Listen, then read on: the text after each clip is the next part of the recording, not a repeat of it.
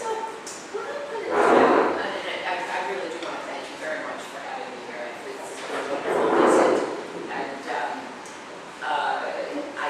I presented some information yesterday, and I think not everybody was here yesterday somewhere. But I'm going to do a little bit of recapping just to get us all on the same page. Essentially, what I was suggesting yesterday is that this movement towards evidence-based practice that exists in health it's a long-standing movement, it's an international movement, and there are certain approaches and resources that exist and probably are good for you to know about so you can so you can communicate with the international community that does this kind of work. So in terms of some of the core concepts of evidence-based practice, one of them is this concept of the three circles. So in evidence-based practice, there's always a circle for the best available research evidence, because the notion here is that you want to take advantage of what we've learned from research, because this is how we accumulate the body of knowledge, and we want to take the best of what we know from science and apply it to help people. But before we do that, there are a couple of other things that we need to take into account, and they are in the other two circles. So one is we need to take a patient into account. And sometimes we're working with an individual patient. Sometimes we may be working with a community. If it's a public health issue, we may be working with an entire area of the community. So we may have a population, not just an individual. But we want to know about that client or population. What are their needs? What's troubling them? What are their characteristics? Is there a history of trying to cope with this, whatever this problem is? Has something worked before, not worked before? What has it left with them? And what do they want? What do they, what is a kind of an approach to helping them that would fit with their values and what they prefer, what they feel is an appropriate kind of treatment? So this is a really important circle. In addition to the research evidence, there's whoever you're treating, there's the client. Then there's this cluster of other things to take into account, which are partly your clinical expertise as a clinician, but partly also the other resources that you have available to you. So things that will be very important here are, does the person have health insurance? Do they have the money to pay for whatever you're going to be offering them? If there is a treatment or an intervention that we think is advisable, is there somebody within reach, within the area who can provide it? And particularly when we're talking about psychological treatments or psychosocial treatments, sometimes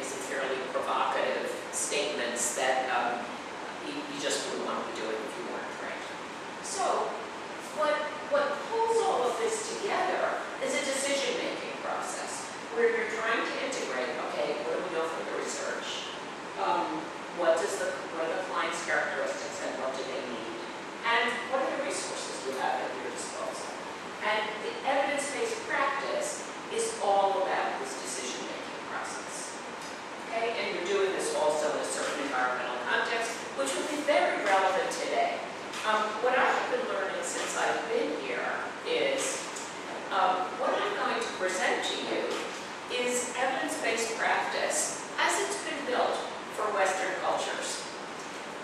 And some of the things translate well, and some may not. And so this context really matters, and I'm going to ask you, as we work through some examples today, always about the relevance of the body of evidence. Does it fit? How applicable is it here? And you will need to be the judges of that. Okay, so that's our first concept, the three circles. Evidence, patient characteristics, practitioner expertise, and resources. Those are the things you're mixing together and integrating in evidence-based practice. Okay. The model that I'm presenting to you is one that we assembled from a working group of the major health professions. So I'm a psychologist. Ross Brunson is a public health expert, and Mullen, a social worker, Robin Newhouse, a nurse, Jason Satterfield, a psychologist who trains physicians, Steve Purcell, a physician. And we worked together over several years to assemble the model and the materials that I'll be showing you. Okay.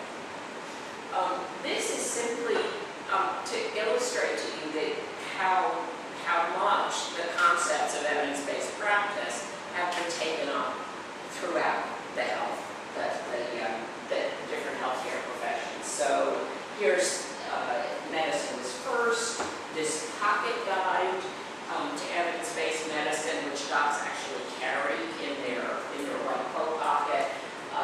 We have a parallel version for nursing. This is public health, social work, Leonard Gibbs, and then we have ones in psychology. Okay. So how did this get going? What was the background and the rationale for evidence-based practice? The main reason why we have this approach is to have quality control, to have accountability that if people are going to be treated and if public dollars are going to be used to provide services to people, we want these to be valid treatments. We want a research base for them. We want to know that they work. So this is probably the most fundamental basis for evidence-based practice. We also increasingly work with professional teams that involve multiple healthcare professionals. We want folks to have some common training background so they can communicate with each other. And so integrated interprofessional care teams is another rationale for why we have this shared model of evidence-based practice. A lot of what we'll be working with today has to do with this notion of a useful infrastructure. Evidence-based practice is a lot about an internationally created infrastructure to try to pull together the evidence so it's easy for people to find, easy for it to be updated, so you're not sort of shooting from the hip, just pulling it out of your imagination when you're trying to treat somebody. You're pulling from the best evidence base we have, and we'll talk about that infrastructure. If it's working well, this infrastructure, which I'll be describing in terms of systematic reviews and treatment guidelines, the systematic reviews and guidelines will cover the major practice questions that people usually want to know about, and will pull together the evidence. That should also highlight where there are important gaps, things that clinicians want to know and don't have the answer to, so that it would be possible then to support and stimulate research to close those gaps. Okay. This is why we need the infrastructure, because the knowledge base is overwhelming. 7,000 articles per day. And if anyone in this room tells me that they read them all, I won't believe you. So we need some way of compiling that information. Okay. And this is what we'll be doing some work with today. Mostly what we get trained on in graduate school is these, what are called the primary research databases. So most of you probably know PsycInfo. I'm assuming your library has that. Medline and PubMed are another one where we can find primary research literature. CINAHL is the one that nurses tend to use. Embase covers a lot of international literature. So these are places to search for primary literature. But because there are multiple studies, we also need mechanisms to pull them together. And there are three, particularly these top two, that I think are important to know about. So when I asked this question yesterday, no one in the room at that time was familiar with the Cochrane collaboration. Is there anyone here that, okay, aside from the people that were here yesterday, okay, this is an important one for you to know about. It's sort of a boom. You can access at least the summaries free online. And what the Cochrane collaboration is it's an international network of scientists who pull the literature together on different topics. So if, for example, you are working on the treatment of post-traumatic stress disorder, and you want to know what treatments work for this, so you might be looking at psychological treatments, you might be looking at medications, you can go to the Cochrane collaboration and just search, and there will be reviews that pull together all of the literature, appraise it, and tell you whether something works or not. Cochrane is particularly good. They review the evidence for medical conditions or health conditions. So if it's got a diagnosis, it's going to be in Cochrane. So clinical psych conditions will be in there: depression, schizophrenia, post-traumatic stress disorder. The Campbell collaboration is the other one that I think you should know about. And actually, after we've been talking about some of the cultural context that we're in here, I think that the Campbell is one that's going to be particularly relevant for folks here. It is known for doing, it covers social interventions, not necessarily clinical ones. It covers education, crime and justice, social welfare. And as I was searching last night, just after some of the discussions we've had, there are many things. I went looking for social lay group interventions or mindfulness interventions. Some of that is covered in Campbell, not necessarily as much in Cochrane. So both of these, I think, will be relevant for you. And both are done by an international body. Larry Hedges, who's a sort of a guru of meta-analysis, is much of the force behind Campbell. And then there's another one, the Center for Reviews and Dissemination at York. It's just another body that does systematic reviews, and all of this stuff is it's there. It's sort of done in advance for you. So they're really great resources. Okay, these are some references we talked about in terms of what makes a good systematic review. Finding what works in healthcare. I'm not going to belabor this much. This is what a systematic review looks like. So you see, this happens to be one for preventing depression in children and adolescents. It's comparing cognitive behavioral therapy, third wave, a mix of Asian and cognitive behavioral therapy, and interpersonal therapy compared to no intervention. What you see is that they pulled all the different studies here. They have compared the onset of depression in the group having the intervention to the group not having an intervention. And you see the results displayed here. This is the line of no effect. And so if the data are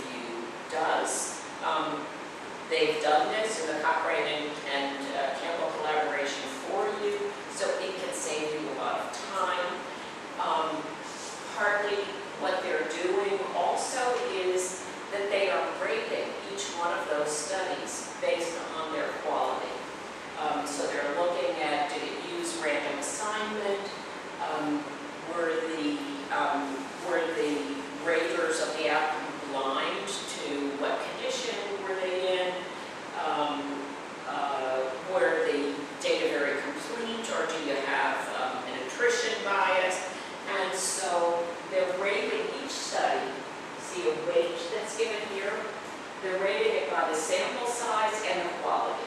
So they really put a lot of thought into saying, okay, what do we know? We have multiple studies. How do we know which ones to take seriously, and how do we accumulate this evidence? And there's an interesting story. This is the logo for the Cochrane collaboration, and I think it's a really nice sort of kind of a lesson learned about why this is such an important group. This is one of these forest plots that happens to be for the use of corticosteroids for moms giving birth to premature babies. And so there was some evidence suggesting that this was a good thing to do. It might save the lives of premature babies. But the evidence was a little bit inconsistent. Some of the results were crossing the line of no effect. But when you put the evidence together, you compile it from all these studies, you could see that there was not a whopping, but a significant benefit. And so this was the kind of very scholarly, scientific, systematic effort that convinced OB-GYNs, obstetrician gynecologists, to start using the practice of prescribing corticosteroids to moms that were going to give birth to a premature baby. So these things influence policy.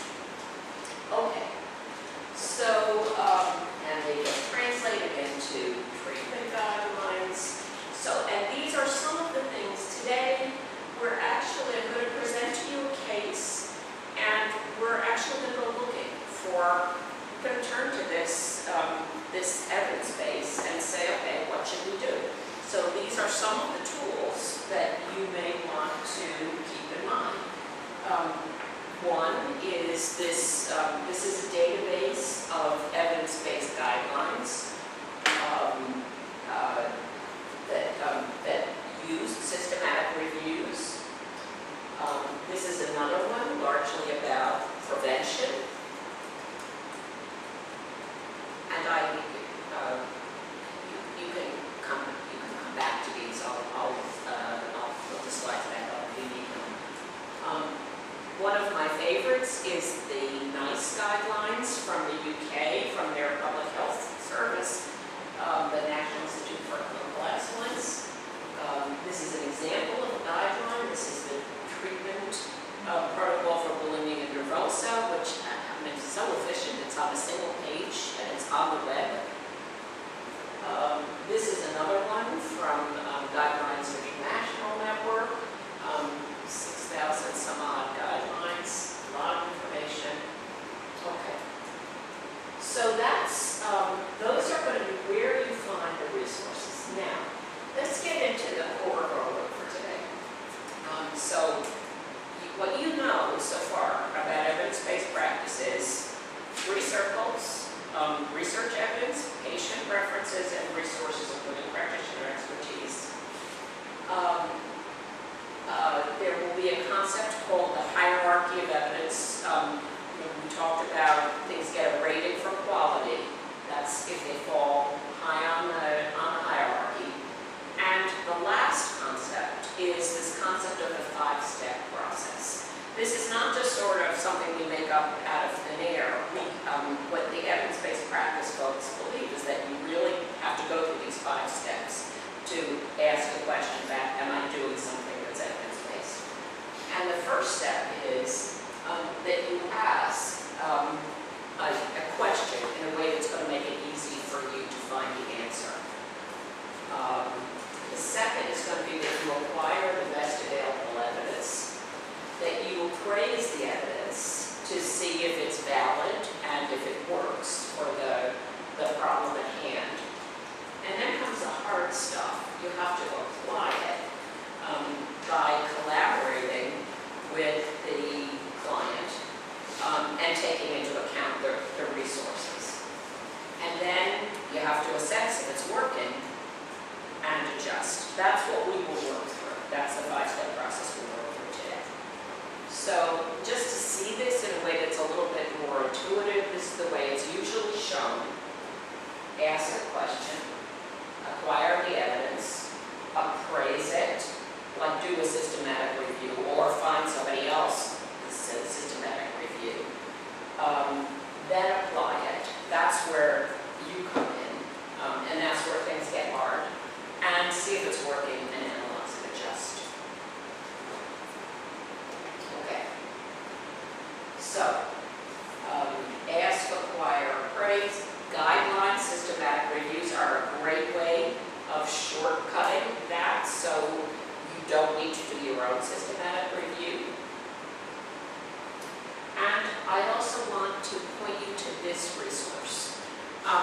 this is, it's a free resource online called ebbp.org, Evidence-Based Behavioral Practice. And it's what this multidisciplinary group that I showed you earlier, nurses, physicians, social workers, public health practitioners, who created this.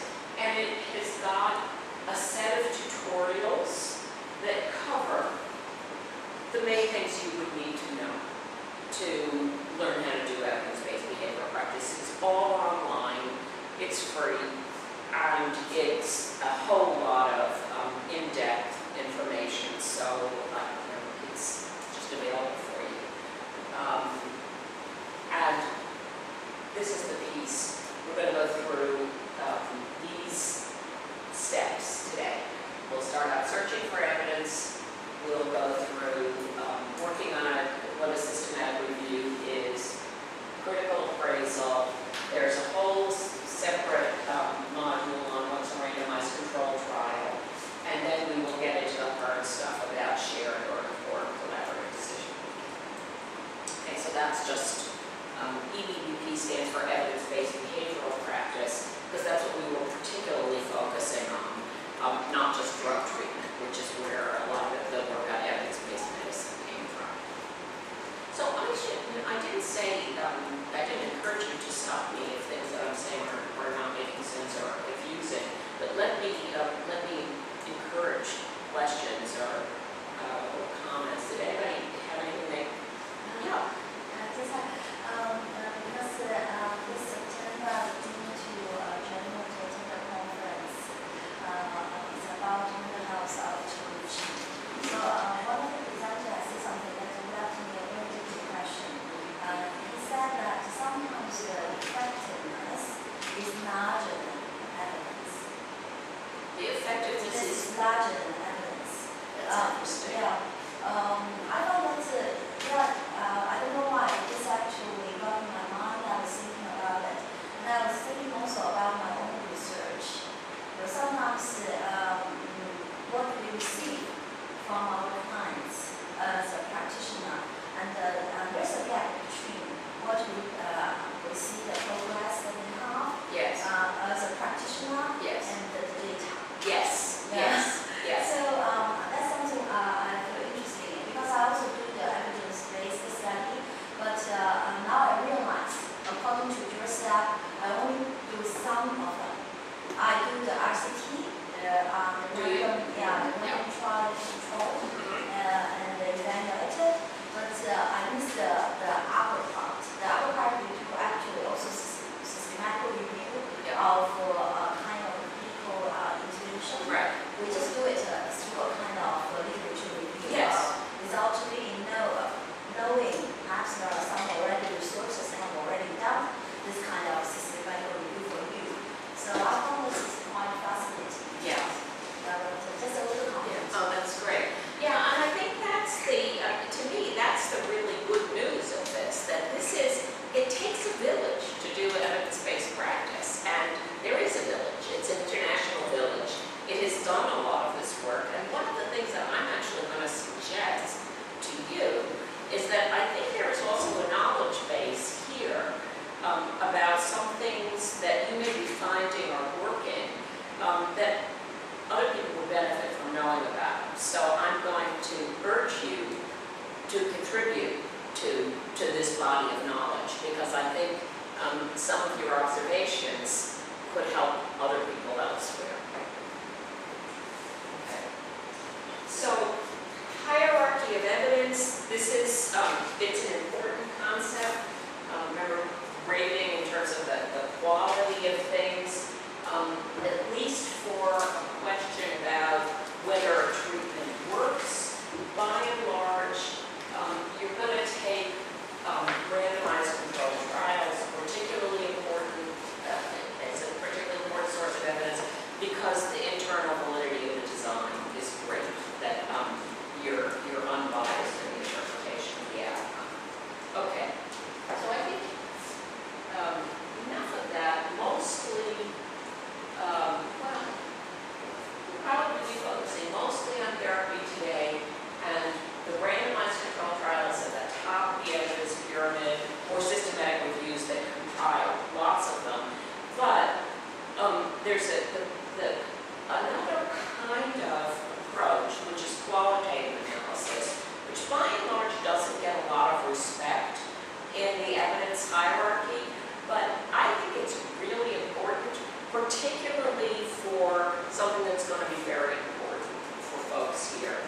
which is figuring out whether the evidence base that you find in the Cochrane and the Campbell fits the context that you're in.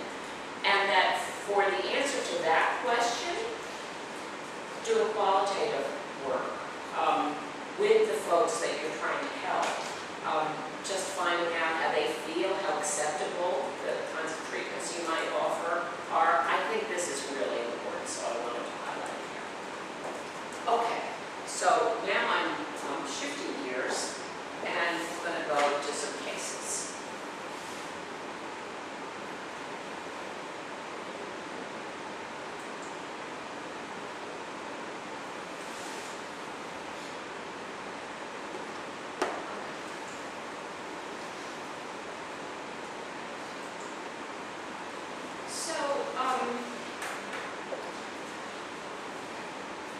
So the literary walkthrough, so first questions, anything unclear?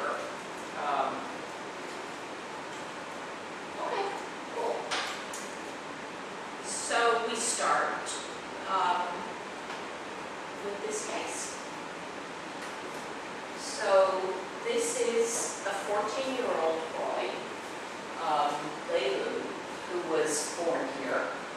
And his mom is bringing him to you for biofeedback treatment for his headaches. He's got bad headaches.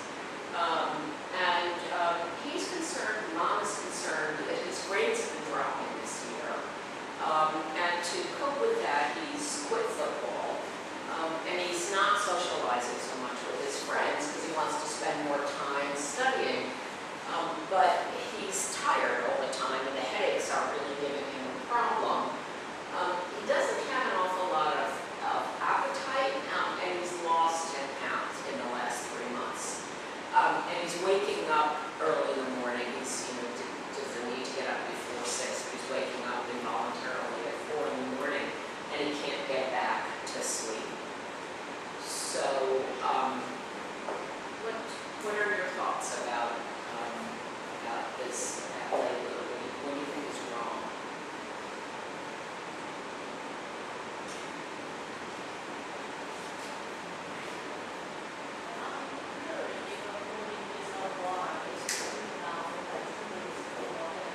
I'm sorry, I didn't hear.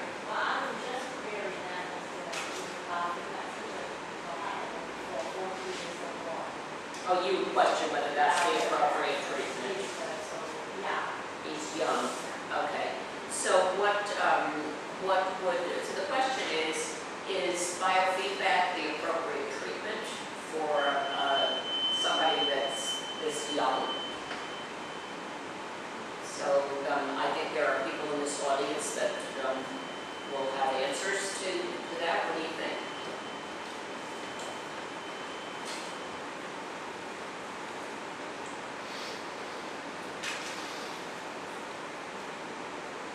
Anybody in the audience do biofeedback treatment?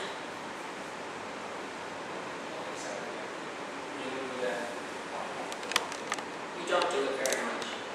Okay. So I think for these kind of cases, you should. So it's very good for us to jump into making a diagnosis or a tentative diagnosis like this depression. And usually, so if from the perspective of, because we usually have very quick effects on how we always talk about this. So probably cognitive behavioral therapy is something that will immediately call up into our mind. Okay. Very Okay. So what we have is, on the one hand, the mom has made the diagnosis that it's the headache that needs to be fixed, and she's coming to get biofeedback for the headache. But you are suggesting a different diagnosis. You're suggesting depression. And what is leading you in that direction? What do you see that suggests depression? I think we try to look into those symptoms. It's approximating the diagnosis of depression. So for example, the roots of anxiety,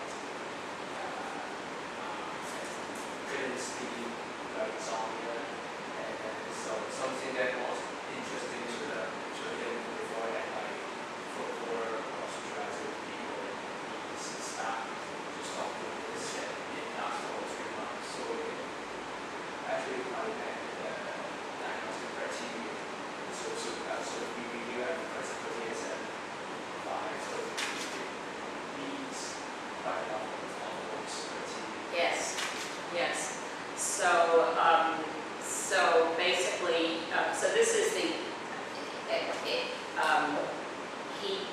does meet diagnostic criteria for depression. He's got a loss of interest or pleasure in things.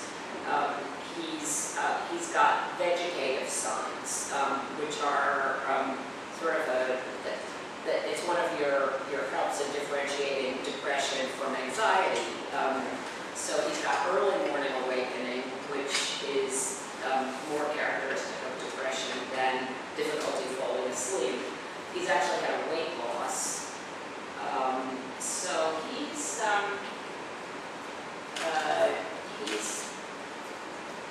diagnosable. He also probably has got some anxiety symptoms. Okay.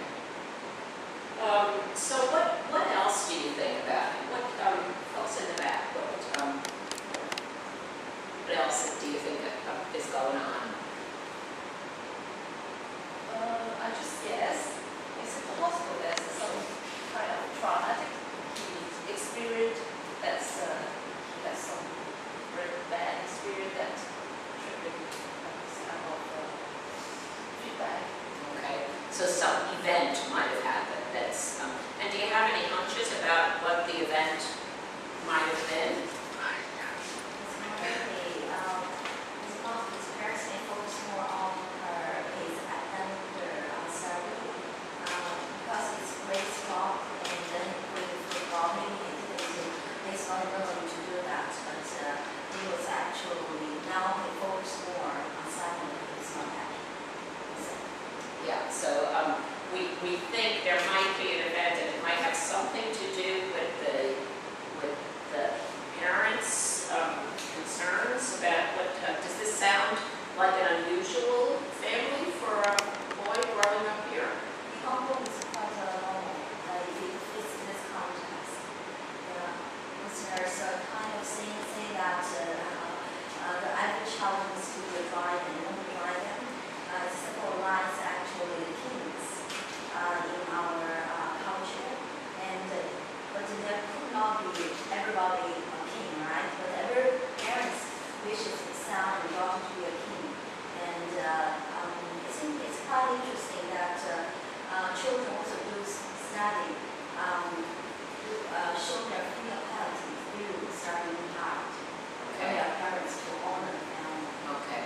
So these issues of the parental expectations, the child's feeling of filial piety, the need to honor the parents by making good their dream of that the child should be a king, that should be a great success and bring honor to the family. So this is it's not a surprising case for the cultural context, I suspect. What do you think? Does this sound like somebody you might expect something you might expect to happen? Yeah, sure. Because his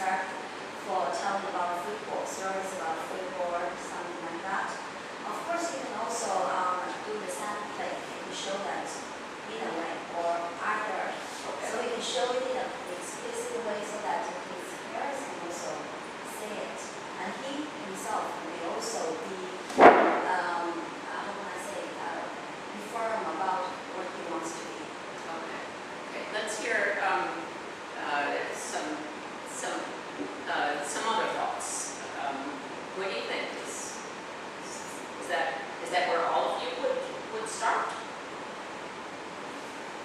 think it depends on the time that you're spending with your body.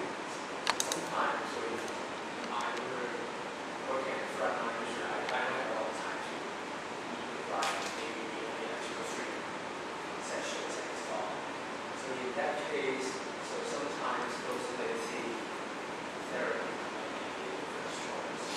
So maybe, so although there are always limitations about different types of therapy, it's really a trend that we might choose, for example, CBT, or sometimes there is a new trend of if I try to use an MBCT mindfulness-based cognitive therapy.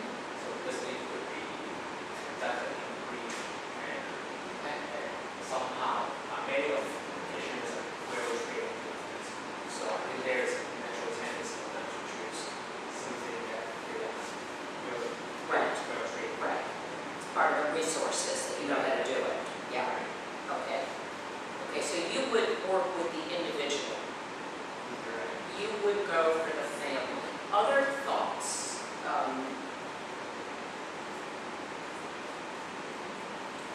Well, you gotta get another right at it because now,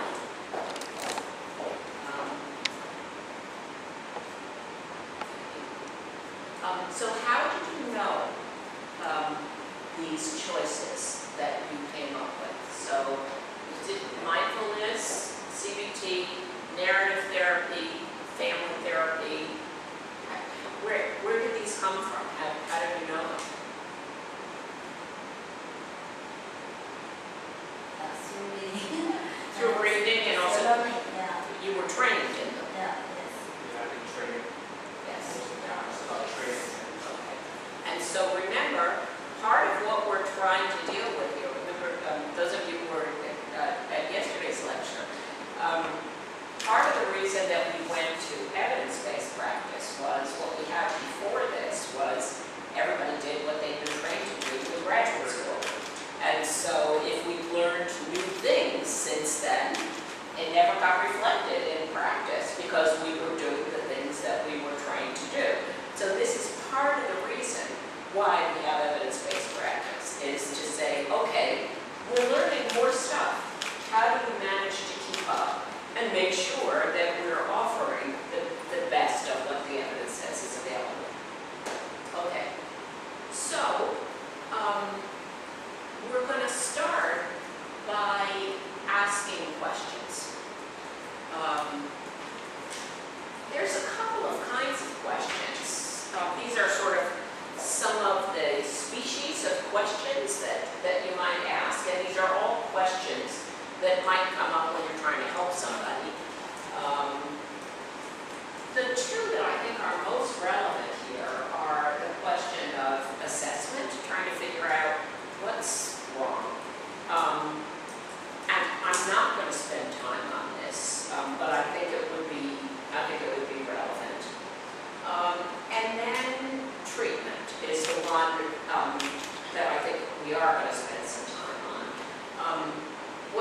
What sort of interventions would be a good way to prevent or contain or improve a problem? So, evidence-based practice actually has a structure for how they advise you to phrase questions. And the reason that they do this is it makes it easier to consult the literature. So the way most of us ask questions are what would be called in evidence-based practice a background question. So we ask an open-ended question like, what are the treatments for depression? Or what are the treatments for anxiety? Or what are the assessments for depression? Or whatever. What they encourage you to do in evidence-based practice is to ask what they call a foreground question, where you are structuring the question to already, you're moving in towards a decision. Because again, remember what you're trying to do in evidence-based practice is make a decision about how to act. And this is really what you're doing in practice. Should I do this? Should I do that? It's always about choices among alternatives. So this starts you thinking that way right from the outset.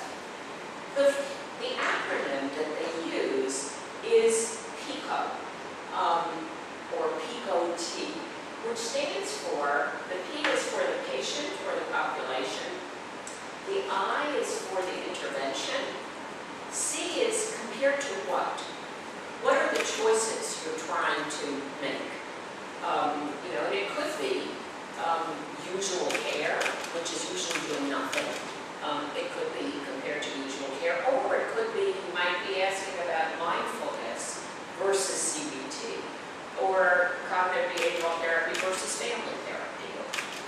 So that's your intervention and your comparison. What's the outcome you care about? And this, it can be functioning. If the parents were writing the story, they might really care about his academic performance. That might be the primary outcome. Or it might be the reduction in symptoms. It might be that he's feeling better, or that he's sleeping better, that his score on a depression checklist is dropping. But you need to specify what that is. And also, what's the time frame that you're interested in? And this winds up, particularly when we're working with something like a medical condition, like an outcome for quality of life in cancer. Do you care about the immediate 3 months? Or are you looking at the longer term, like a year? So all those things, if you specify those, it will help you to get a more specific answer. So how would you phrase your question about Leilu using the PICO format? So let me go back to that.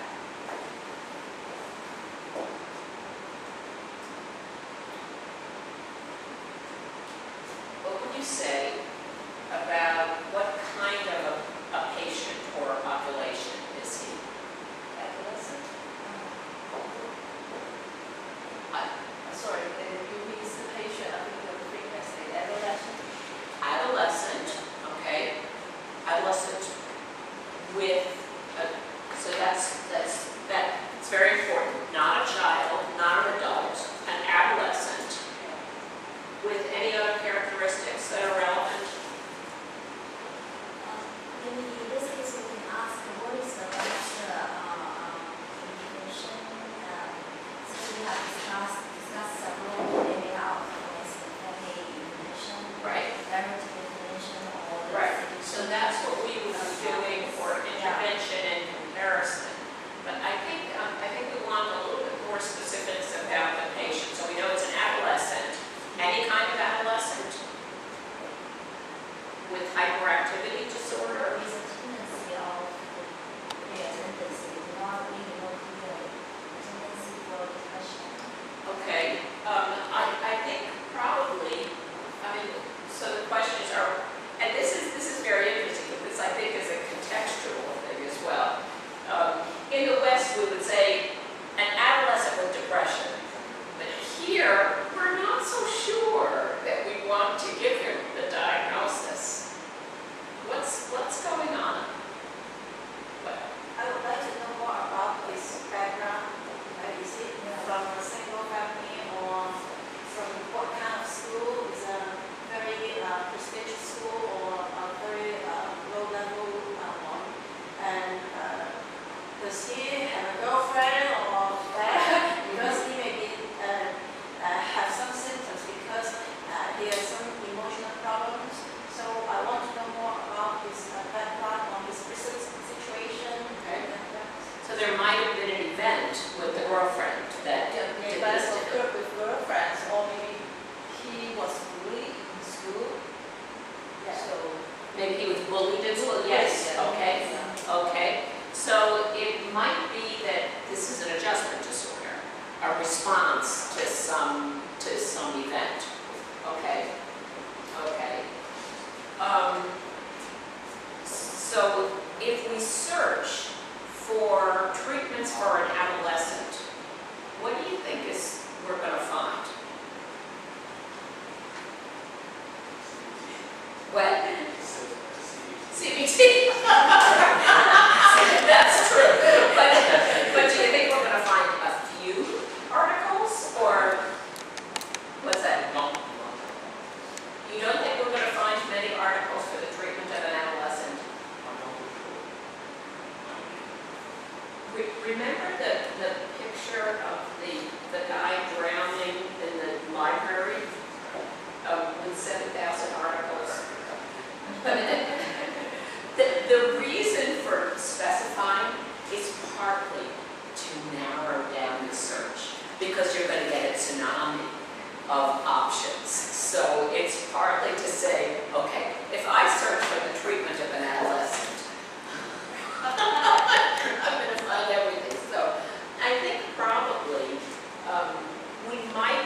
want to, again, now, I again want to make the point that this body of evidence, this whole set of systematic reviews and so forth, is designed for Western diagnoses. So the way you're going to find stuff in this literature is you're going to look for adolescent depression or adolescent adjustment disorder. Now maybe it would be better to be calling it something else, more complicated. But this is what's available to you. So I would suggest work on developing what the other thing is so you can have an easy way to find help from research evidence in the future. I have a question. But this kind of lens side, we are trying to look for something already existed. Some people already there, so we just selected the best and see how can we apply to the context. How about the case that the first person who hit the crack? You know, there are the problems are always existed, and there are some choices. However, maybe this is not the optimal choices. So if we only selected from the existed interventions.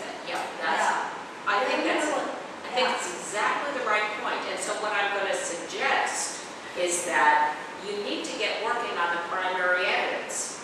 You need to get working to develop the alternative evidence for the alternative diagnoses that you observe, so the rest of the world can benefit from them. So there's no question. This is the synthesized evidence that already exists. But the call for you is to create the better evidence that contributes new insights. And I think you have really important contributions to make. But for the sake of this workshop, we're just going trying to learn how to use what's already there. And so it will inspire you to create something better. Okay? Okay. So, patient population, so adolescent with depression or adjustment disorder, humor me, because I know that's how the literature is organized. Intervention and comparison, cognitive behavioral, family therapy, mindfulness-based, those are some of the things I think you would plug in there. What outcome do you want to look at? Well, there is significant improvement in terms of the target behavior. Yeah. And what would you say that target behavior is? So I think but just for this case, the probably reduction of those negative symptoms. Yeah. That would be the first thing.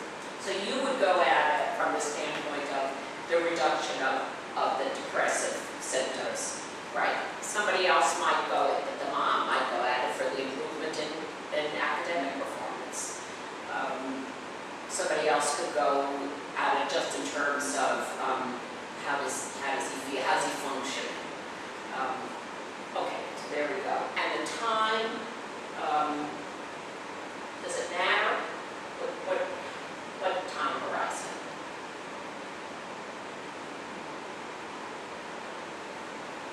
I thought the patterns and the time expectations. Sometimes we would expect, can we change the functioning or improve the symptom in 3 months or 6 months? Yeah. So it depends on. Yeah, and so this can be the expectations for fast magical improvement. They may want to see he's better in a week. But yeah, I would think 3 months, you don't want anything shorter than 3 months. And 6 months might be more realistic. Okay, so. Okay. So now, this is the how this would typically be structured in the West. You're trying to balance the precision with the brevity of the question. So they would probably, in the West, they would probably phrase this as in youth with major depression, which is how this person would probably be diagnosed. And in the West,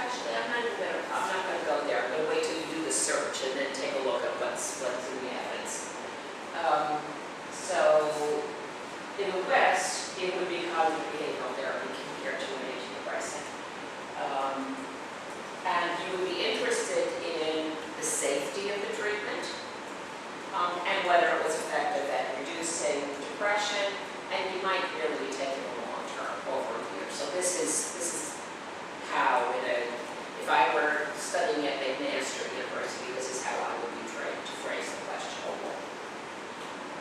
Okay.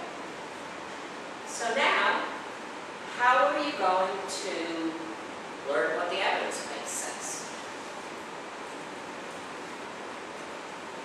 What are you going to do? Search for information. What is it? Search for. Yeah, yeah. I'm going to do it. So by this method, it would be to search. And remember, I showed you yesterday that even before the internet was developed, these doctors at McMaster were walking around with a library card with DVDs so they could search the literature and find the answer. But now, I'm going to ask you to pull out your cell phones and your laptops and tell me what you find. So have at it. And tell me if you need me to pull up any of these sites again. What are you considering searching? This is what evidence-based practice would tell you to do. That you know what your hunches were about good things to do, but you want to find, are you right? What is the evidence in favor of these options you've considered? Are there better alternatives? Where would you look? Cultural collaboration, that you just mentioned. Cochrane is a good one. Yeah. Because there are also some medications may come also. Okay, so if it's an educational intervention, where would you look for something like that? Before this, I have a question, because all are based on Western, that is their resources. Yeah, but we are doing the clinical practice in Hong Kong. Right. Although there are also evidence-based research here published, but there's no systematic work. Actually, in the Cochrane and Campbell collaborations are international and have an Australasian group as well. So there So if is. there are Asian studies, they are also published there. Yep. Okay. Yeah, and reviewed as part of. Part of the. Yeah. Okay. Yeah. So, and it might be, I think there may not be the predominance, there may not be as many, but they're definitely included in that evidence base. So, okay, so Cochrane is one place that you might look. Where else might you look? I think in addition to what you have introduced, I will also do the Google Scholar. Yes, right? Yes, absolutely. What's The interesting thing is, so I just tried Cochrane, so usually they would come up with medical treatment. And I try to fall from Campbell. So that would be common behavior. and there's another one in there, in Campbell. They've also got a mindfulness based intervention. Yeah, you have to go a little bit further in the review. Yeah. That's a question. Yeah. So the database that we choose is actually already reflect our orientation somehow. So if we try to look for information from a particular database, so very likely we're going to come up with a particular type of. So the suggestion is that it's biased already. Right. Yeah, So that's a thing that. it is, but it's not an accident what gets in there. And the fact that mindfulness is in there reflects the fact that somebody thinks this is a treatment that has legs, and they worked on it. And so this is, if you know of additional treatments that have a primary evidence already, this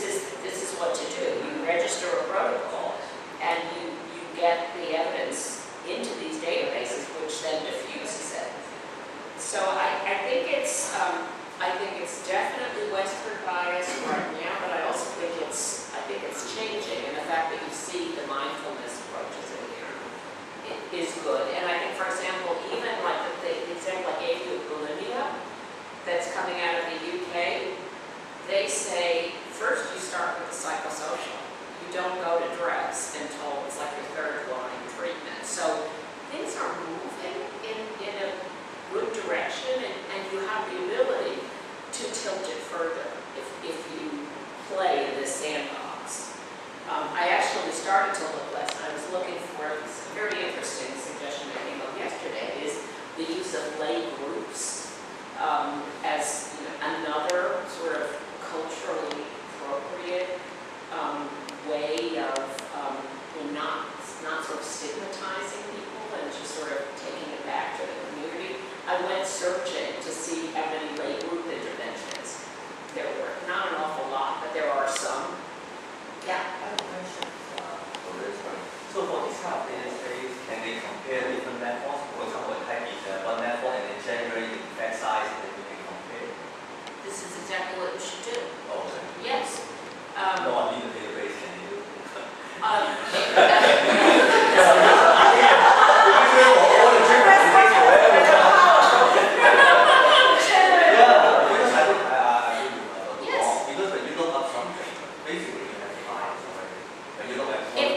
Because that's what's been included. Right. So there's two possible scenarios here. One is the evidence exists and nobody has reviewed it. The other is that the primary evidence base to be reviewed doesn't exist yet. And I think that either way, you have a contribution to make, either by reviewing a good evidence base that exists or by generating it. And I think it's part of the reason why, when this question came up yesterday about what should you do here, I think this is the reason why it's worth learning that stuff that's in that ebbp.org website, learning about the methodology, learning about how they do the quality evaluations to assign a study a high weight. These are the global standards for how people do this. You can play in this sandbox too. You just need to learn those rules. They're not that hard. And you've got a knowledge base here that the rest of the world could benefit from. So, okay. I have a question. Yeah. So if I'm thinking about an intervention which is not included in the database, for instance, the Conga collaboration, supposing this Conga collaboration is actually exactly the place I should look for, but this kind of intervention is not included there. Okay. Is that already a kind of evidence base that I should do a kind of research? Because there are two possibilities. One that this one is not an effective intervention, that's why I'm going to report it. Another thing that because in this kind of cultural context, in Western cultural context, this is not a highlight, but in Chinese cultural context, maybe that could be an effective way so that it's not included. In fact, can this kind of systematical review already provide a kind of evidence for me to propose? Yes. The fact that it's not there is you're asking a question that hasn't been answered in the evidence base, or at least you can't find the answer. Is it the case that something won't show up just because it doesn't work? No. The vast majority, if there is a bias in these systematic reviews, it's that basically they're extremely critical. They mostly come up with the conclusion nothing works, or the effects are very small. It's almost crazily critical, but they definitely will do systematic reviews on things that don't work. Usually what they do is that they'll review the evidence both for the positive effects and for the harms. And they will also say we need more of this kind of study, or this is the kind of thing we don't know, or if there are some studies where it looks like the intervention is effective and others who don't, they might speculate about what's the difference between them. But yeah, they exist to summarize the evidence, and negative results are as important as positive ones. So it's fun. Okay. So in terms of acquiring the evidence, this is the search I did last night. This is why I'm telling you I didn't want to.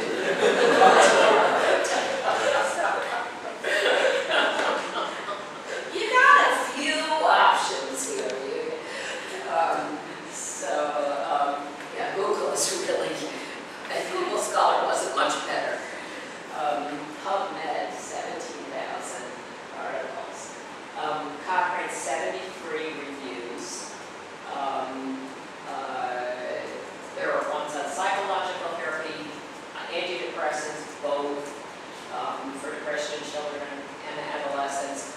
There are ones on newer antidepressants. There's also some ones on exercise for child depression and anxiety, that's an interesting one. Basically, and then remember, we've got this whole separate grant for prevention, the U.S. Preventive Services Task Force, and they actually, one of the things that's been a guideline topic in the U.S. recently has been whether primary care docs or family practitioners should routinely screen for depression in children because it's increasingly prevalent. And the conclusion that they came to is if you don't have a treatment, you don't have an ability to treat, don't screen for it. That makes sense. Yeah. But on the other hand, if you do have a treatment option, they advise screening for kids 12 and older. And as we've talked about, medication is more commonly used there. Fluoxetine or Prozac is FDA approved for kids over the age of 8. And there's another drug, a newer one, citalopram, that's approved for kids in the older age group. So let's talk a little bit about, so this is the option that did not appear in anybody's consideration. What's the thinking about why you would not want to consider a medication for a 14-year-old?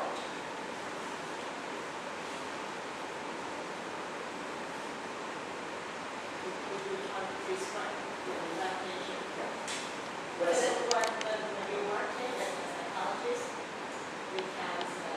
Okay, so you can't. Right, okay, so it's not really an option for a psychologist not working in an interprofessional context. So of those of you, is there anybody here, well, I don't even know how many of you are practitioners, but for those of you who are practitioners, is there anybody that works routinely with a medical backup, with a physician? Okay, so is that, but somehow I think that's not the only reason. So it's partly that it's not feasible, but I think there's also a sense. There's a sense that I don't think we're not very clear about the side effects of those drugs. So some kind of medications. Okay, so there's concern about the side effects and an unfamiliarity with them, but also some worry about, are there particular side effects that you worry about? I think that in the cultural dimension, Chinese parents will see psychiatric medication as very last resort. You know, they see it like next to hospitalization. So that's very cultural thing. Okay, And because across the fingers, we're still not an over medicated society. right. Psychiatric wise. But I think that's a possible reason for And what is the thinking about, so it's a very bad thing. very bad. It's, okay, and what's bad about it? It interferes. They believe that Western medicine, prescribed Western medicine, will interfere with their physical development. This very deeply ingrained sort of belief Okay, that it's all chemical, okay. Yeah. So you're sort of monkeying with the natural state of the body. Yes, and you'll not rather go to herbal medicine Okay, in the first place okay. to deal with this because it is herbal, it's not chemical, but the way herbs are treated, they're very chemical. Yes, right. We Yes. can look at that, right? So, Okay. and I think that's from the perspective of parents. Now, from the perspective of psychotherapists, from psychologists, they believe in the malleability of the young mind, and they think, rather playing with neurotransmitters, playing with chemicals, let's try to do it by our traditional way of working with their belief system, better system, etc. Okay. So I think those two things I see, because I'm not a professional for many years I was. I seem to be, at the core of what we don't consider Okay. education. Okay. Is there also, is there a fear of dependency? I think it's another, it's some kind of labeling Stigma, the label. It goes to your, it's crazy, right? my kid's crazy, it's one step away from the hospital. Okay. Okay. Yeah. And because I work with a family with schizophrenia, sometimes because it's for the schizophrenia outpatients, medication is a must. So actually the parents would care that their children will take the medication on a regular basis. However, for the young children, they don't want to have that medication because when they have that medication, that equals that they agree that I suffer from schizophrenia. So so I actually agree with her comment about the labeling effect. So they are fighting actually against the old stigma and the labeling effect Yes. by rejecting the medication. Yes. That's just one challenge. Yes. Yes, so it's like taking medication is a very definitive thing. I'm making a statement about I'm damaged in some way, I'm defective in some way.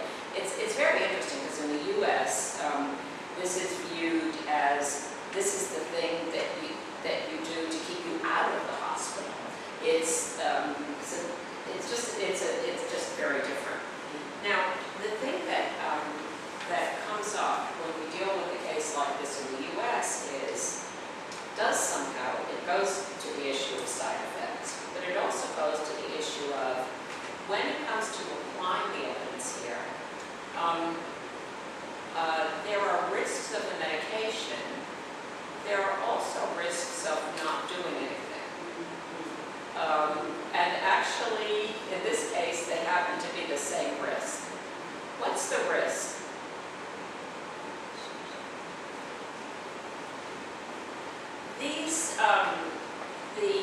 Particularly Prozac has a black box warning. Actually, all of the SSRIs do. This is given, it's a term that is given by the FDA, our Food and Drug Administration. It's a warning about an event, a side effect that's rare, but it does need to be watched. Anybody know what that is? It's suicidal ideation. But suicidal ideation is also the risk of this particular clinical condition. So this is a factor that plays both ways in this case. That this is it's an age group and a condition and a set of expectations that's very high pressure. And so the treatment option as well as the condition has some high stakes. Okay. So this is from the NICE guideline. Again, it's British, it's not US, but they actually would suggest starting with a group cognitive behavioral therapy or non-directive supportive therapy. And at this level of severity that this child has, they would recommend either brief therapy or medication. And then they would move up. They would do step care. They would move up to the next level. Okay. So you see what the NICE guideline says.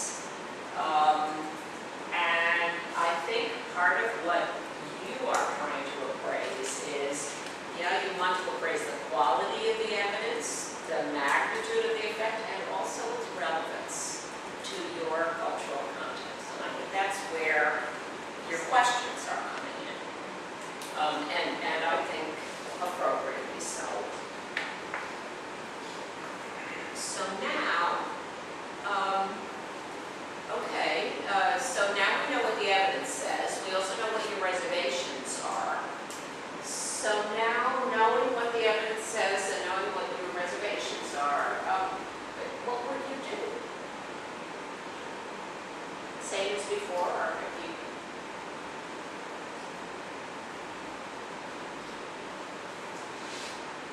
I guess one of the first questions, so basically we have sort of three categories of options. Individual therapy, family therapy, some kind of medication. What are your thoughts?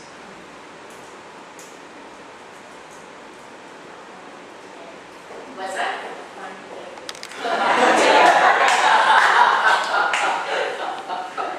So you would do all of them? So I scared you. Okay. What would you do? Yeah, this movement, because I really haven't read this, so in this case, I'm not going to deviate from what I'm used to practice. Right. Right. So public is different. Public behavior. Cognitive behavioral. Okay. Or any people that is Yeah. Okay. Okay. So that would be another question that follows. So usually, so when we go through these processes, so that this as usually you will try to go for something very immediate. Yes, and in part, and I think you can also justify this based on the resource considerations. That this is something you know how to do and can do. You're trained to offer this, so I think that's a relevant consideration. True, but so now the question is, so sometimes we would also like to improve or to expand our expertise, something like that. But usually I think because of having in mind some constraints or some prior training, so it's easy for us to guide Yes. as to some sort of Right. direction. So because apart from my tradition, I also need to teach psychologists. So one of the questions that really trigger me is, so how can we actually, in terms of training, to really expand these kind of thinking about doing something different, or as you said, or even from a disciplinary perspective to learn from others or really try something. Because I think you really mentioned that we're talking about collaboration at this point. Right. So this is a very big question in my mind. Okay. So I think, so the question is, how can you sort of press yourself forward a little bit? And I think there are going to be a couple of natural ways to do this. So I hope you can pull the slides from the talk that I gave yesterday. Because the two places that it's easy for you to make a contribution here. One, it's perfectly reasonable for you when you're treating a patient you want to be conservative, to do something you know works. But it's also the case that it's not always going to work. So if you think about the next step of the circle, after you apply this, you're going to get to analyze and adjust. And what happens then is you kind of have to do something new, because whatever you started with didn't work. Where contextualized, operationalized guidelines are going is that we are realizing that all of these bodies of evidence, the systematic reviews, the guidelines, are basically for sort of one size fits all. It's the best practice for the average person. But who treats an average person? You treat a whole lot of individuals. So where most of us are going, this is the area that I work very excited about, these new research designs that go after trying to develop stepped care algorithms for what's the best average place to start, considering what most people will respond to, and also resource considerations. And then, if that doesn't work, what's the best place to go next? And if that doesn't work, where's the best place to go next? So this is what I think guidelines will eventually look like, is a set of stepped care algorithms for if then.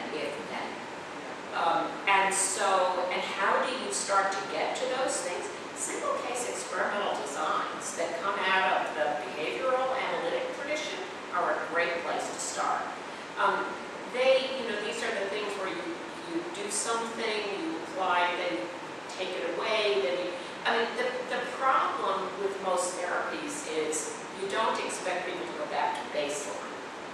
is what makes an ABA design a little bit tricky. But you can do step wedge designs, which are essentially starting the intervention with parallel groups of people, but starting at different times, so you can see where you've got stimulus control. So, but analyze and adjust is the place in your own practice that you're going to have to push yourself, so you might as well do it systematically. Okay, so, so we've got a vote for try everything, do the usual thing. Would anybody do watchful waiting? Maybe you would, because you want to know more about this guy's culture and what's going on in his relationships. So those are all sort of reasonable things to do. But what would you do with the family? Mom brought him for biofeedback. How are you going to deal with that? You can't ignore her.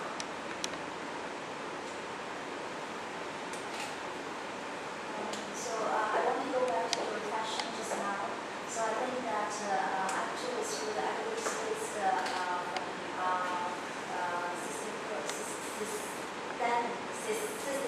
Systematic review. Yeah. Yes, we found that it's actually CBT and medication. So the first thing that I would start is thinking that if I use the CBT in the Chinese context, what are the cultural aspects that I should pay attention to? This is one way. And the other, I would also think that because CBT treatment for the depression in the Western context is different from the Chinese context. Therefore, I would think that whether there will be a better intervention other than CBT. So just now, I mentioned family therapy because I think that the child's case, the main view, as parents want him to perform better academically. Yeah. And the child actually in the past liked football and so much. So actually, what parents expect the children and what the children want for himself, there is a kind of actual discrepancy. Yes. And if we see this big circle you draw here is the environmental organizational context. So if we know that in Hong Kong, actually the achievement is highly valued, not by one parent, it's by all parents. It's not the fault of the parents, it's about the educational system. For instance, my 3-year-old child, last year we are actually applying for a nursery. I just applied one, I was too optimistic. We were rejected. So this year I learned I have to apply for 11, and I even made an Excel form for all these 11 kindergarten. I could not really imagine for a 3-year child has to go to an interview for kindergarten. Yes. So you can actually understand the anxiety of a parent. Yes. So the child suffer from anxiety, from depression. Actually, it's not really something that cannot understood. So what we should do the intervention is starting from the family. So actually, that's why I think that we need to use sound play or whatever art play or narrative therapy for the child to speak out for himself what he really wants, what kind of situation he's in, so that the parents can know his state and he can also know his state. And in the family, you know that family is a system. So I think that only in this case, the children and the parents, they are collaborated, or they are in an alliance, that they can really face the social situation. Yes. So actually, it's not the child who needs help. I think the parents. So this is the notion of you don't want to focus on the individual because it's a system, but it's also that this family is part of a multi-generational system, which is part of the broader culture. So the system is it's bigger than even just the family. Yes. So for me, I think I will also do the systematic review to tell the people that I know the CBT, but I also question whether the CBT will work in this context. Yes.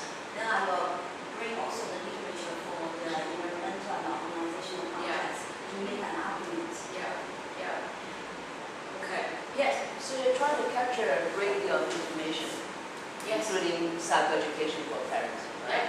So how would you structure the feedback loop so that you're able to capture all the relevant information? How do you suggest that this feedback loop may be structured? So I am coming to this from, I'm illustrating how to apply Oh, with okay. it. I think this is a very tough issue. And I think partly, so when you were talking about at first having the child articulate what they want, my first thought was to worry about re-traumatizing the child who will now be disrespecting the parents. And so this is some of my concern. We were actually talking about this at dinner, maybe lunch the first day I was here, about the fact that, so it's good that now at least there are some articles about depression in the newspaper. I think this is an issue of broader cultural context, and so it's hard to tackle it one household at a time. Where have I seen things like this that sort of move the cultural context? If you think about what's happening in the UK, when the princes began to talk about their history of anxiety, and this became part of the cultural norm, so it becomes clear, this isn't a defect, this is the human condition, and you want to help people so they can function at their best. These are things that begin to change the cultural context. So, I think this is not an easy problem, and all you can do is to sort of make your best option and then deal with what happens. So let's go to, okay, so we talked about these things. Now, just to move along a little bit, so now we get to, okay, so you made your best shot. You recommended 3 months of either individual CBT, if that's your training, or interpersonal therapy, or family therapy. But his mother said, no, treat the pain, give him the biofeedback for the headaches, because we want him to be able to study that. And after a month of biofeedback, now Leilu is talking to you, you're individually doing the biofeedback, and he's telling you he's got some suicidal ideation. So, now what do you do?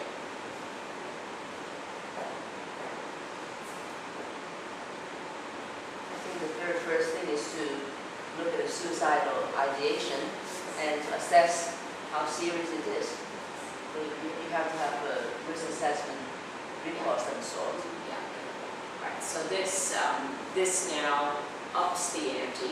Now the suicidal issues are at the fore, and you need to assess how serious the risk is. Okay. So that's easy. Now, what if you find out it's high?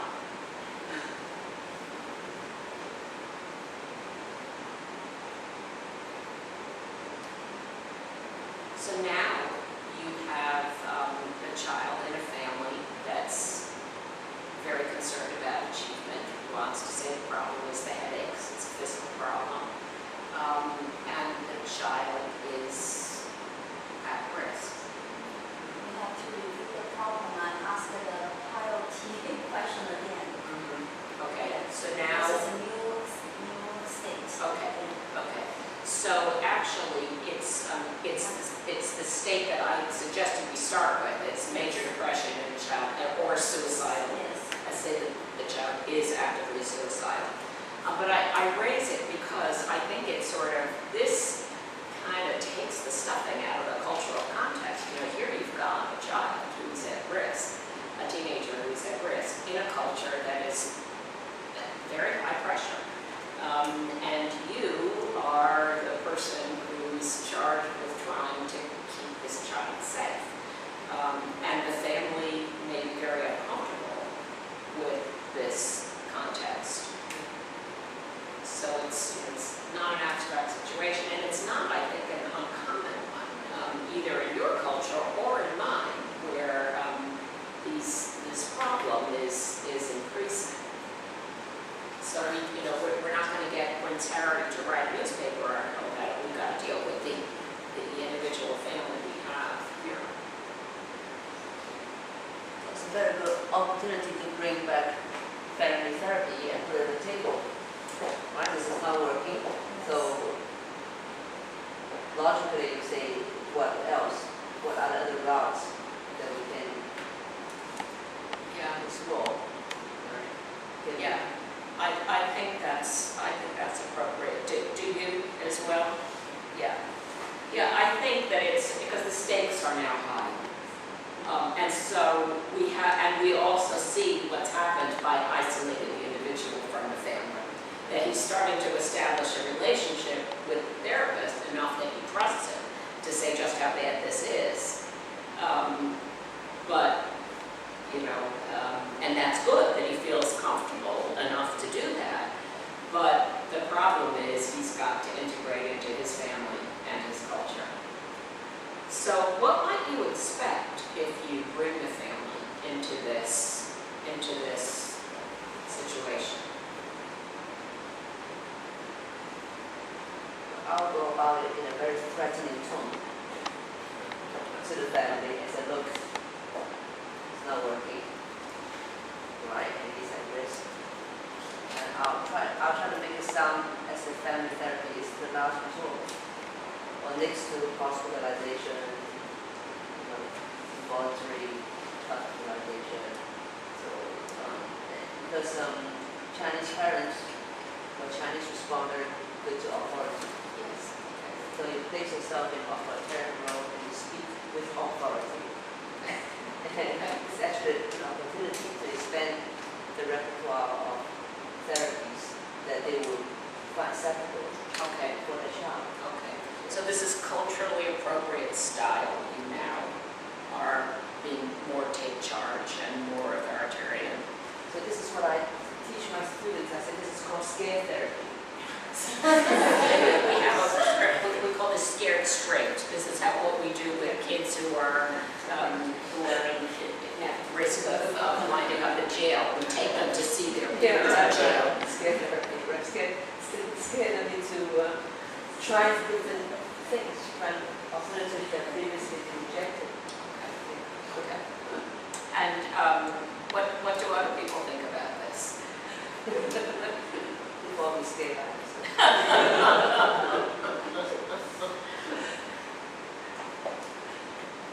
And in part, in doing this, what are you thinking will go through the parent's mind?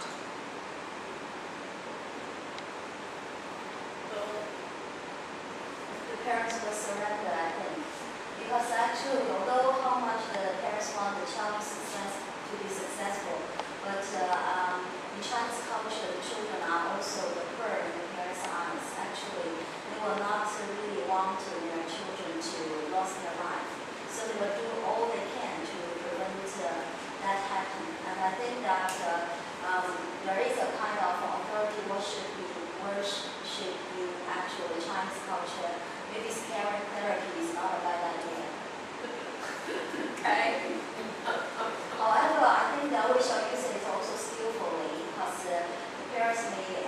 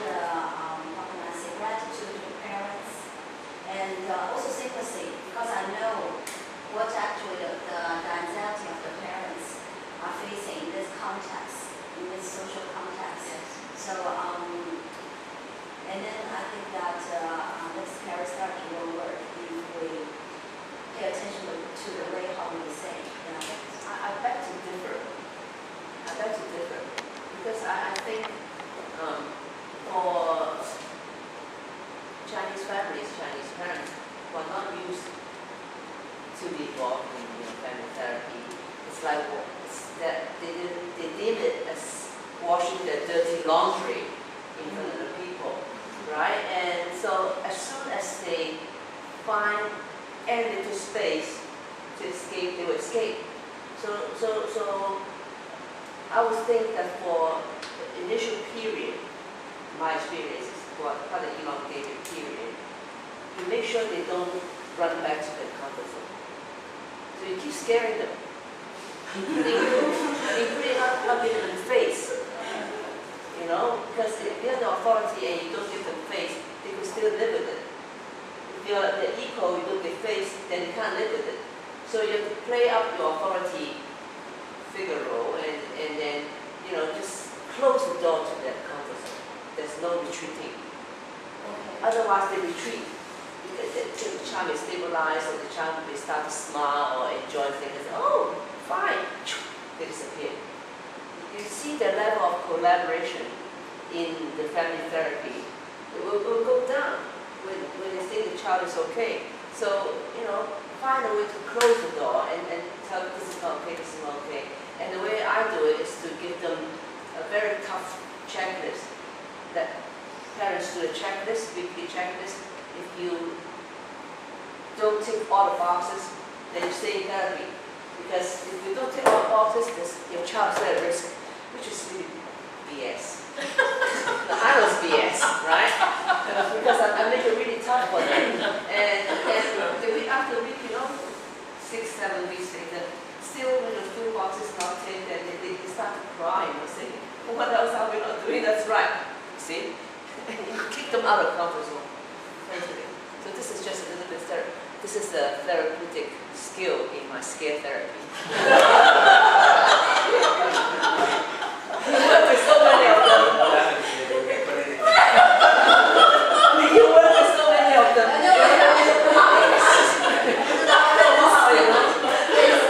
I can share my checklist with you. I have fun writing up a checklist. Yeah. It's wonderful. Okay. Well, so we have analyzed and adjusted here. We had a checklist. Okay. All right. So, we are at about time. Let's see here. Just a recap.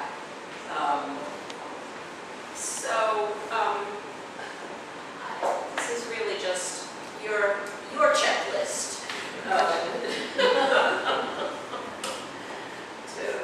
And I will mostly just suggest that you read this and think about it.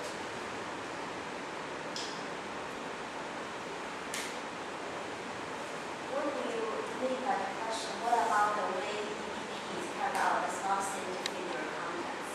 Well,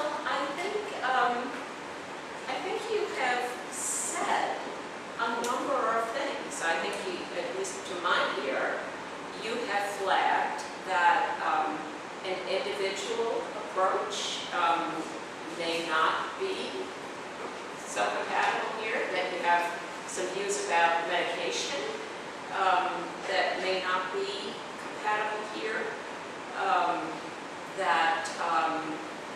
I think the issue of the authority is really interesting, because on the one hand, you've described a way that you can use it very well. On the other hand, the traditional place of the authoritarian role is the physician.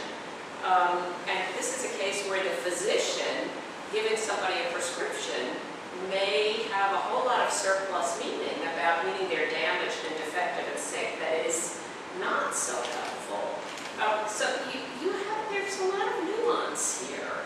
I understand the context of this question, but I don't, because this question seems to call for an action. So I was wondering what will be the action after this? What about the way EPP is carried out? Doesn't seem to figure out. Well, this is why I really do think you have flagged some things. You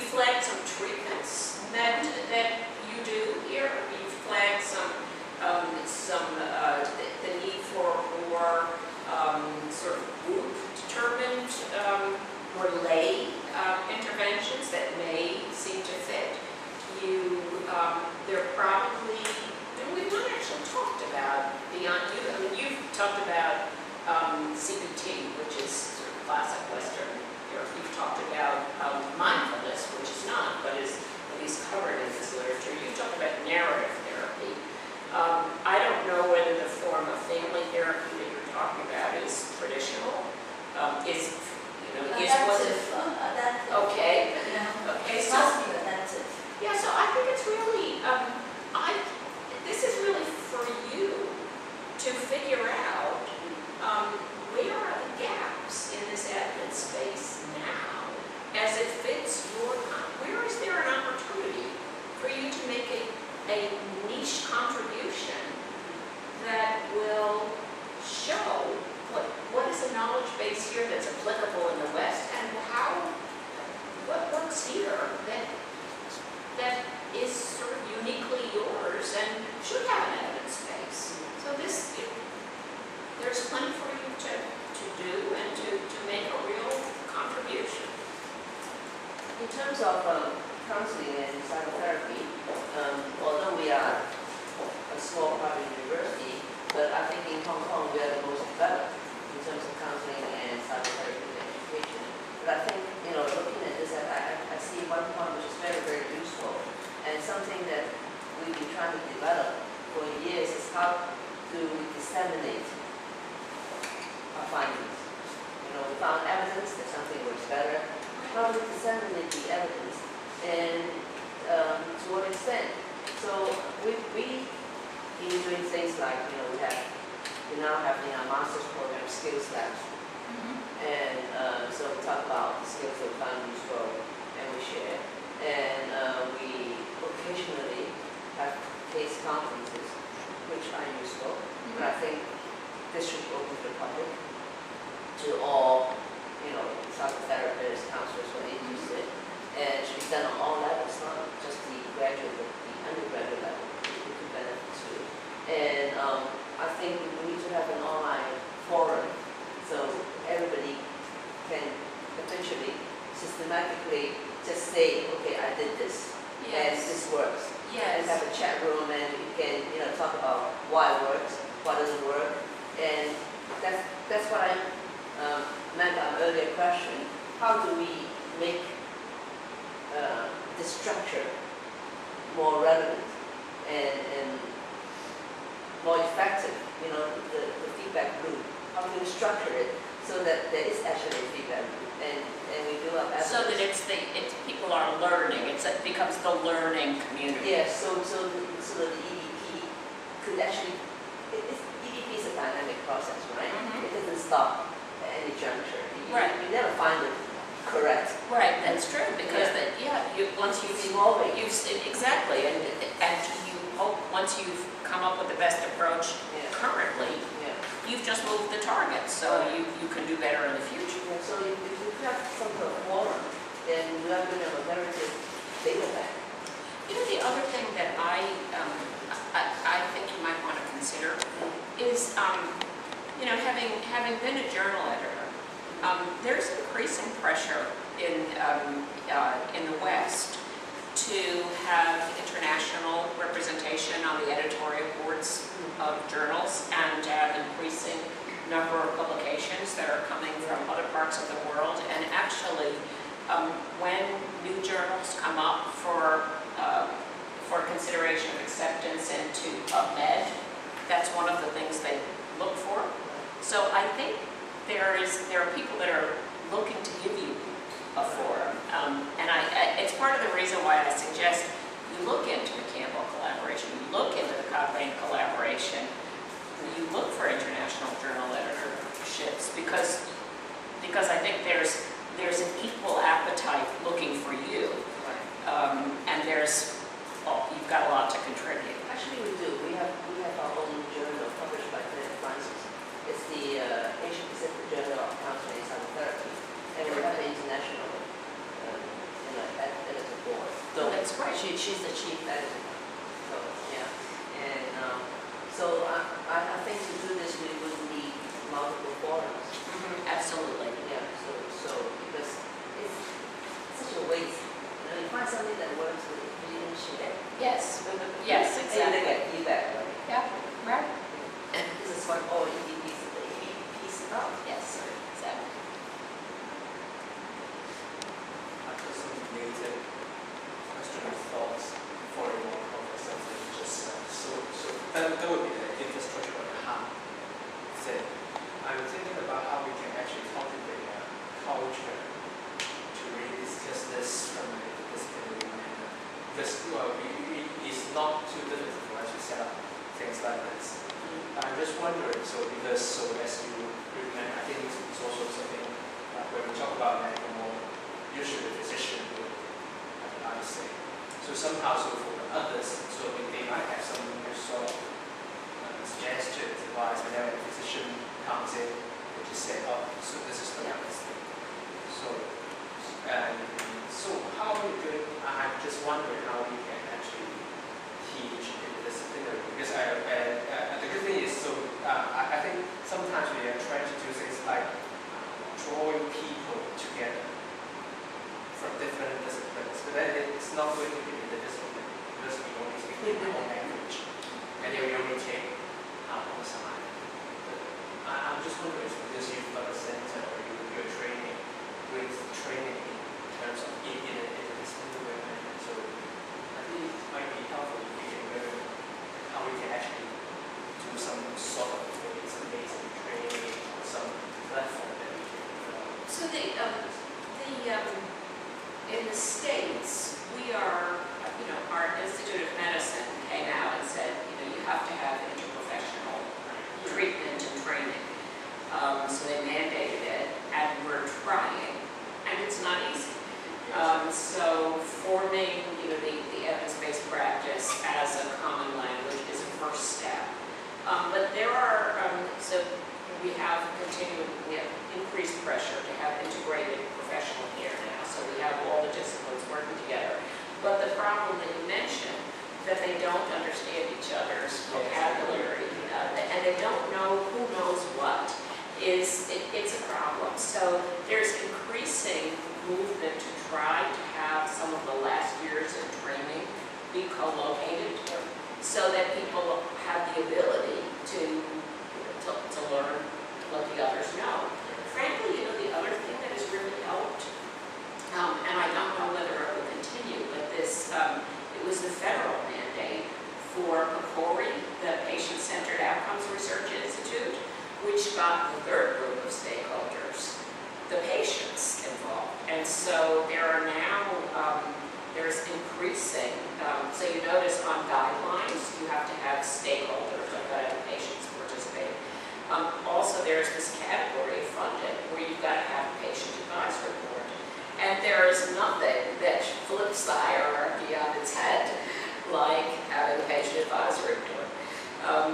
Sometimes it's a little bit crazy, some of the things that they want that have to be respected, but it does change things. And it also empowers, so for example, the nursing perspective is one that has always been very patient-centered. So having patients in the room empowers that with social work. Also speaks to the patient voice. So it changes the dynamics when you start to really work with all the stakeholders. And I think, my feeling about this is that at the end of the day, you've got to have things will persist if they're win-win and reinforcing for everybody. So the premise of having a team all working together in patient care, for example, is that you see more things when you have more perspectives at the table. So if the social worker or the psychologist brings something that really makes a difference for the outcome that the doc couldn't have seen, then it has to be respected. In the same way that, in our universities, part of the reason that non-MDs have always been respected is that we know how to do research, so we get the grants. So they have to be respectful. So it's, we're all pigeons at the end of the day. We peck for the corn or whatever. We go for what gets us the goodies, and it's the same with patient care. They are already doing this at Hong Kong University. because for the final year medical students, they have the medical students, doctors actually practicing, social workers, psychologists, patients, and the professors. They come together for 2 or 3 days, and then they pick each other's brain and say, no, why do you look at the patient this way? And I look at the patient that way, and they exchange. So a lot of That's research. wonderful, we can get this to Because happen. the feedback is, you know, they say, so many different perspectives, which means that I see so many different alternatives to treatment. That's And, wonderful. yeah, so they're Wow. already doing a home review. Huh, Yeah, that's exciting. yeah, yeah. And then also in education, the individual education plan, they're doing it for, you know, kids with special education needs. They bring everyone. Yes. Parents, you know, the kid, of course, teachers, Yeah. you know, whoever's in contact with them, psychologists, educational psychologists, clinical psychologists, bring in and work on the individualized education plan for the kid, which is also, you know, a little way to do it. But what I'm concerned is that these things are happening, but nobody's capturing the data. Yes. You know, it just goes wasted. Okay, oh, good, we taught something wonderful, lesson wonderful, but it's not passed on. And it's not disseminated systematically. It's interesting, it's like the challenge, it's the team science challenge of how do you evaluate? Right. How do you evaluate? It's basically the concept, business has bought into this big time. This is intellectual capital. They appreciate the value of diversity, but they can monetize it. Right. They can show that, you know, you make more money if you do it, but there's got to be a way that we can figure out metrics that will capture this.